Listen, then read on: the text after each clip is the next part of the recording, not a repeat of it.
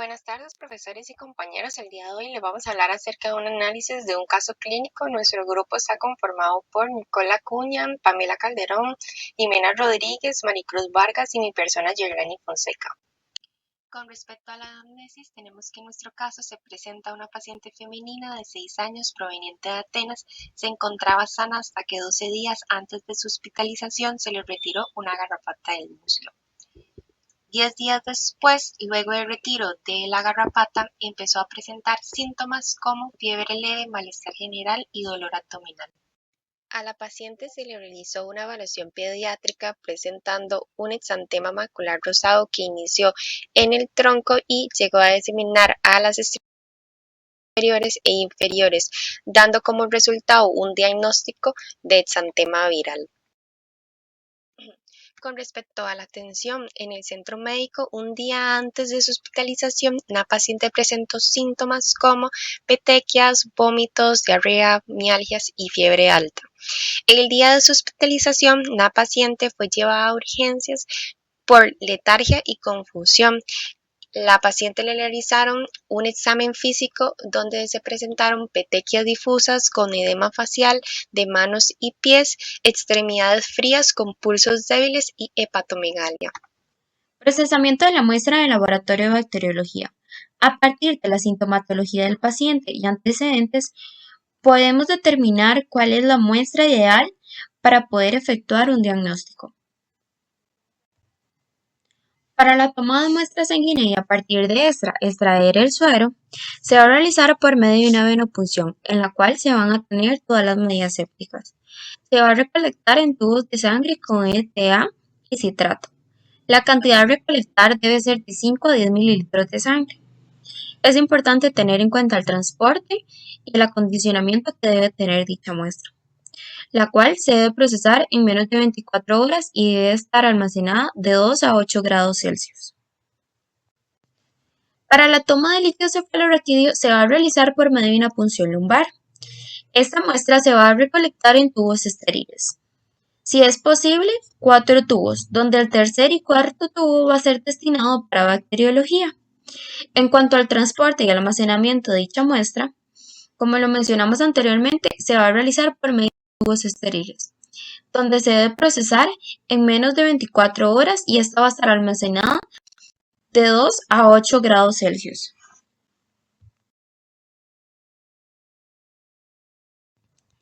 En cuanto al procesamiento de las muestras, estas se van a inocular en medios de cultivo.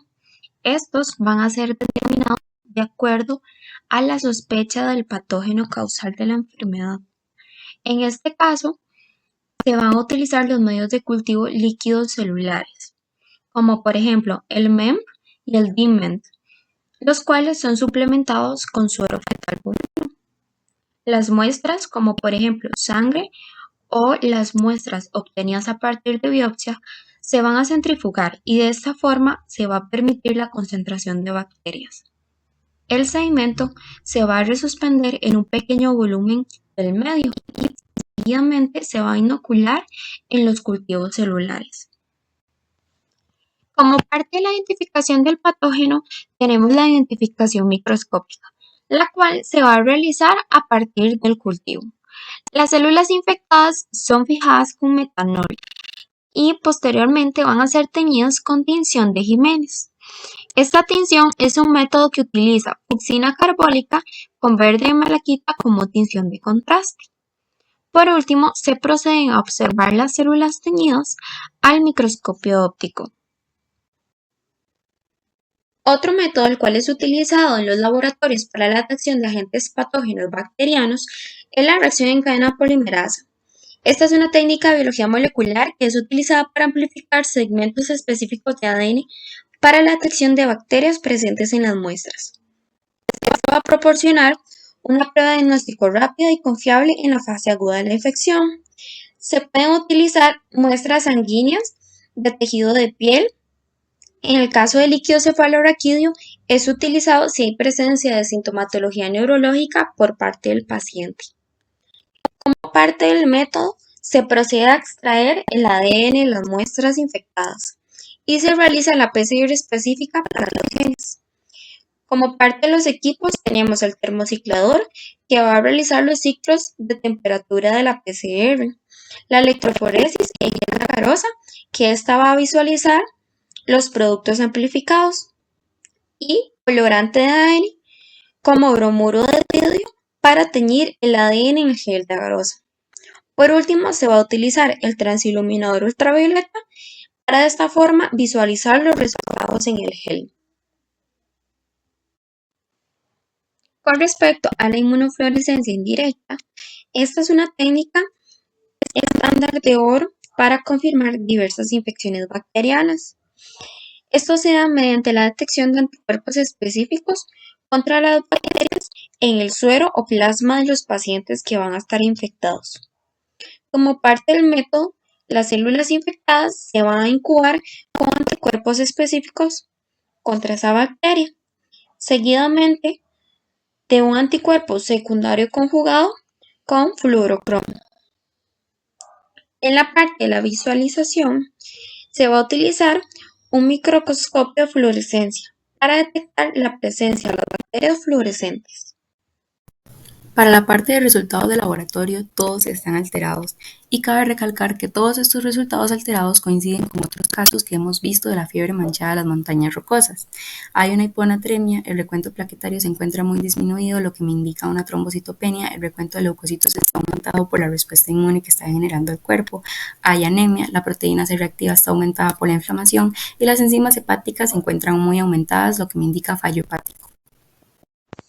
Según la sintomatología presentada, es importante tomar en cuenta que puede ser generada por diferentes microorganismos. Es por eso que se deben realizar diagnósticos diferenciales. En este caso, se deben realizar diagnósticos para descartar una leptospirosis, esto porque en su segunda fase se va a presentar fiebre y erupciones cutáneas, además de una mononucleosis, que esta también presenta fiebre, malestar general y erupciones cutáneas. También es importante descartar el sarampión porque va a presentar un exantema, el cual comienza en la cara y se disemina hacia el tronco y las extremidades. Y además es importante descartar una meningococcemia, ya que en su forma subaguda se va a presentar un exantema que puede ser de color rosado, macular, maculopapular o petequia. Diagnóstico y tratamiento.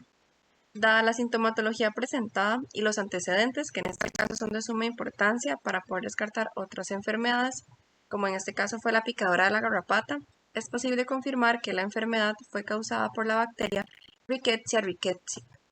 De primera línea, para tratar esas infecciones se utilizan las tetraciclinas, específicamente la doxiciclina.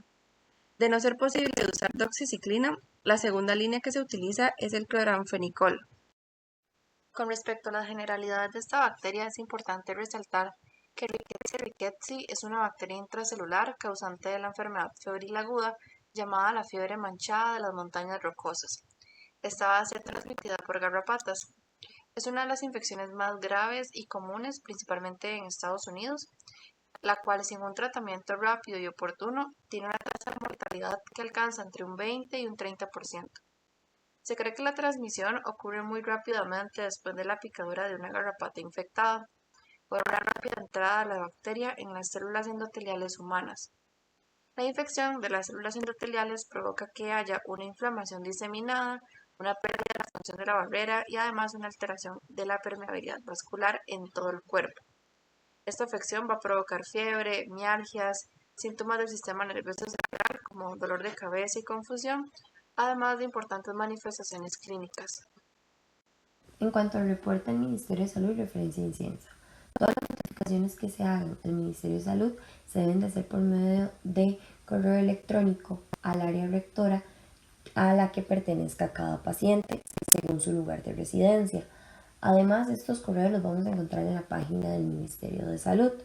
El Ministerio de Salud va a agrupar estos eventos en grupos de la ALDE y se van a utilizar diferentes formularios para el reporte diagnóstico, entre ellos el V01 y el V02. En el caso de Rickettsia va a pertenecer al grupo B, el cual su reporte es semanal según la semana epidemiológica que corresponda y se va a utilizar el formulario V01 en el que se va a detallar información del paciente, tanto nombre completo, género, edad, sexo, fecha de inicio de síntomas, fecha de diagnóstico, lugares que visitó anteriormente, entre otras. Y en cuanto a Inciensa, se va a utilizar un formulario también que se va a llamar el R85, en el cual se va a entrevistar al paciente acerca de su información personal e información clínica, y para contactar a Inciensa se va a hacer por medio de este número de teléfono que tenemos por acá, y se va a pedir que se contacte al departamento de bacteriología, y la encargada va a ser la doctora Diana Chinchilla. Bueno, ahora vamos a hablar un poco de los métodos que utilizan Inciensa. Según lo que la doctora que fue entrevistada nos proporcionó acerca de estos métodos, son los mismos que la compañera mencionaba anteriormente, que va a utilizar PCR en tiempo real y inmunofluorescencia. En cuanto al PCR en tiempo real, utiliza estos 3 tipos de muestra que tenemos por acá, que es sangre total, biopsia e hisopado. Los tiempos de respuesta, como pueden ver acá, son 3 días. Se necesitan tiempos de evolución que son de 1 a 21 días. La cantidad va a depender como del tipo de muestra. Siempre tiene que ir refrigerada y tiene que llegar al laboratorio de Inciensa después de la toma de la muestra lo más rápido posible. Y siempre se debe adjuntar lo que es el R85.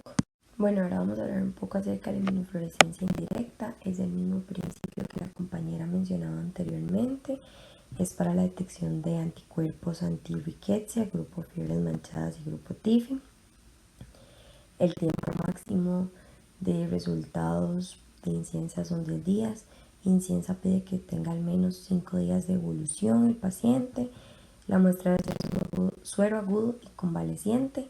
¿Qué quiere decir convaleciente? Que tenga al menos 2 semanas después de la toma del suero agudo. Mínimo se ocupan 2 mililitros.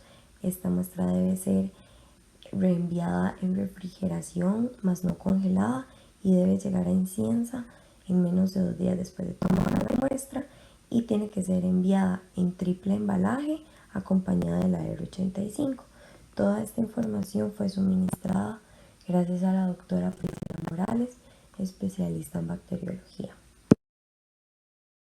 Estas son nuestras referencias de nuestro trabajo y muchas gracias por su atención.